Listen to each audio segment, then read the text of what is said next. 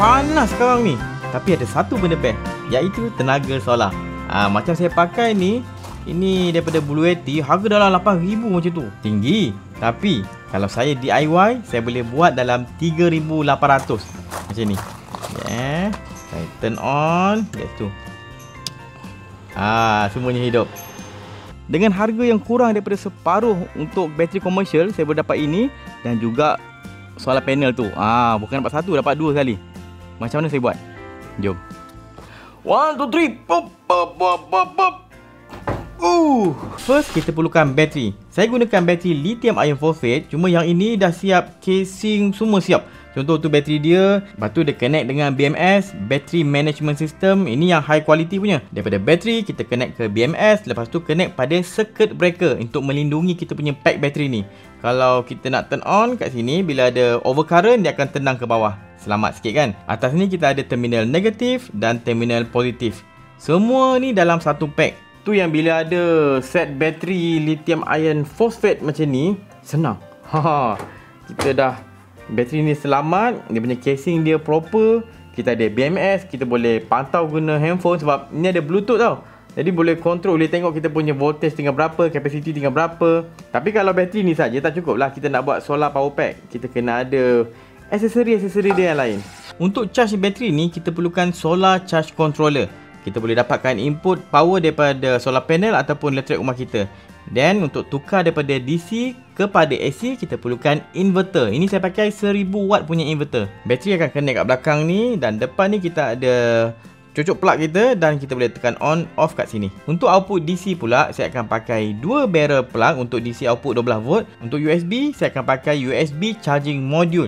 Ini yang 5 volt punya output. Saya sediakan 4 port USB dan satu lagi adalah high power punya USB module. Ni pakai USB-C lah. Device Apple boleh charge, Android boleh charge, Windows pun boleh charge. Satu port untuk car power socket, nak guna pump angin ke apa kan. Dan last, saya perlukan fuse. Ini untuk keselamatan. Kalau terlebih power ataupun short ke apa, selamat. Semua barang ni saya akan design 3D dulu supaya mudah saya nak buat dia punya casing kan. Dan satu lagi saya tak buat lagi, iaitu inverter ni punya output plug ni. Saya kena cabut dulu kejap. Okay, solder kejap, cabut. Okay, satu lagi untuk dia punya switch.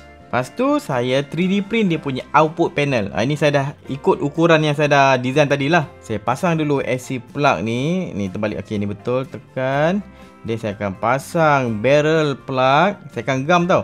Ini nak test fit dulu. Ini kita punya car outlet jack ni. Tak perlu gam lah sebab dia dah ketat. Saya dah buat cantik-cantik dia. Dia ada lock situ. Okey.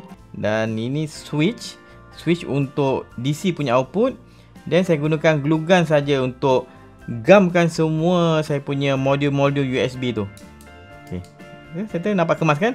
Untuk wiring mudah. Kita hanya perlu sambungkan negatif dengan negatif, terminal positif dengan terminal positif. Ini switch, saya letakkan pada satu terminal. Ni pakai positif. Ikutlah korang nak pakai terminal yang mana.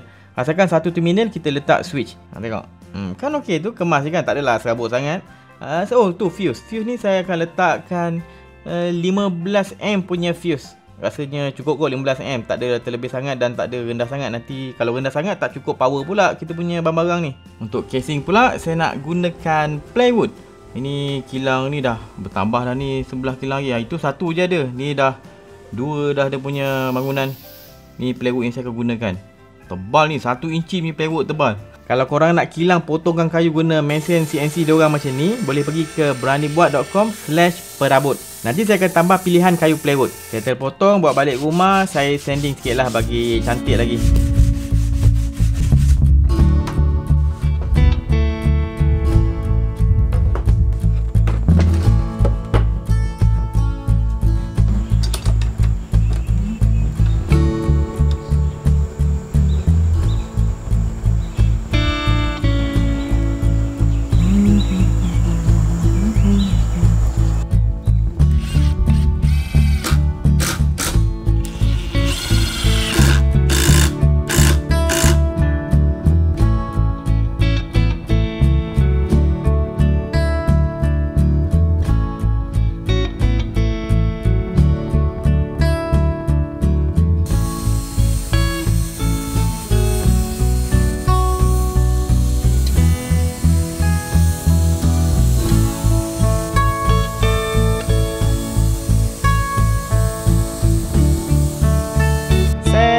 casing bateri saya. Bentuk petak macam tu je, asalkan bateri muat dalam tu. Saya cabut dia punya handle daripada bateri tu, saya transfer ke saya punya kotak bateri. Senang lah, tak payah nak beli asing. Saya pakai gam E6000 untuk lekatkan ini panel yang akan nampak display panel dalam tu. Saya banyak guna 3D printer untuk projek ni, tapi semua footage tu korup. Jadi saya tak dapat nak masukkan footage 3D printer. Ni inverter nampak tu, dalam tu pun saya pakai 3D printer je nak buat dia punya attachment, slot, pemegang apa semua kan. Holder semua saya pakai 3D printer saja. Ini untuk panel, display panel dulu saya gam je.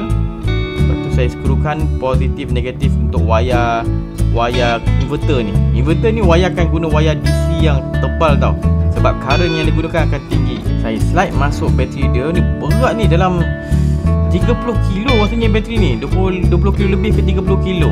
Berat. Yang ini saya solder balik front panel saya dengan inverter tadi, termasuk switch. Sekarang saya nak sambungkan semua komponen saya pada bateri. Saya mulakan dengan saya punya inverter. Positif ke positif, negatif ke negatif. Positif merah, negatif hitam, okey. Ini satu lagi untuk negatif. Alright, sikit. Ini pula saya punya solar charge controller. Saya connect bateri juga. Positif ke positif, negatif ke negatif. Dan disebabkan bateri tadi tu pakai skru, kita kena buat sambungan kabel lug macam ni. Ini untuk wire tebal kita pakai kabel lug lah, sebab baru kita boleh skrukan connection ni pada kita punya bateri. Ini saya buat sambungan untuk solar panel. Ini pakai wire not bad tebal, dalam 14 AWG macam tu lah. Then sambunglah. Ini yang kalau korang nampak ni kecil sikit kan. Tadi kabel lug dia tebal. Ini ring terminal. Dua-dua ada lubang untuk kita skru, tapi satu untuk pegang kabel yang tebal, satu lagi yang nipis-nipis macam ni. Okay, saya sambungkan positif dan negatif. Okay, dan nice, ketat. Dan saya switch on saya punya circuit breaker. Nanti litar saya semua akan hidup. Yang ini untuk front panel saya, output panel saya gam juga. Tekan je, lepas tu biar dia kering. Settle lah kot. Solat. Okay, kat sini. Ni solar panel dia. Ni saya guna ni yang 100 watt. Solar panel saya ni saya nak buatkan dalam mood selari. Jadi saya akan gunakan T connector ni, positif gabung dengan positif, dan saya akan himpunkan negatif dan negatif. Satu lagi, negatif dan negatif. Satu lagi cocok.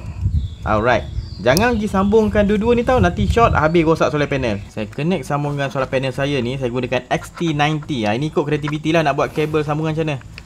Yang penting terminal positif dan negatif connect dekat kita punya solar panel ni tepat. Kalau tak nanti current ataupun power tak masuk dekat dalam kita punya solar charge controller ni tengah charge ni.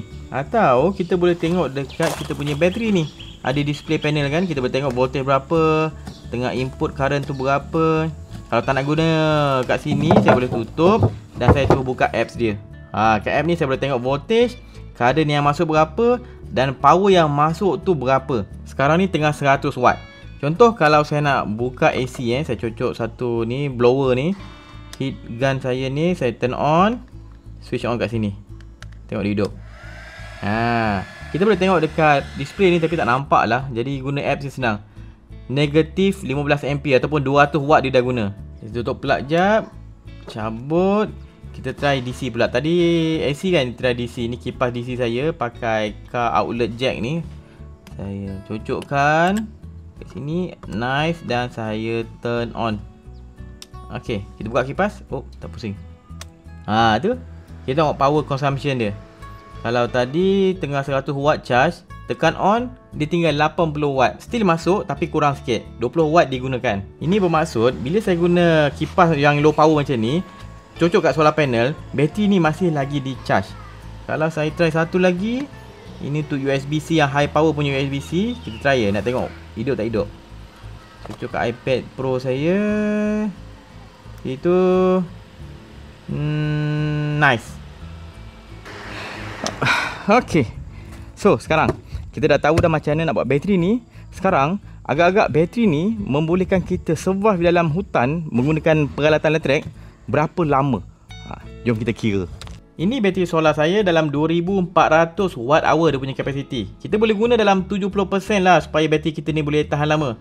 Kalau kita kalikan, kita dapat dalam 1680 watt hour yang kita boleh gunakan dengan selamat. Itu bateri kita. Sekarang saya nak cerita bab penggunaan pula. Andai katalah saya ada phone ni biasa dalam 400 mAh dia punya bateri. Ini current capacity ataupun sama dengan 4 mAh.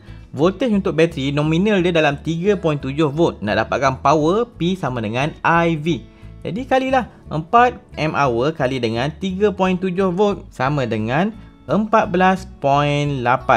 Unit apa? Current ampere dengan voltage dah jadi watt.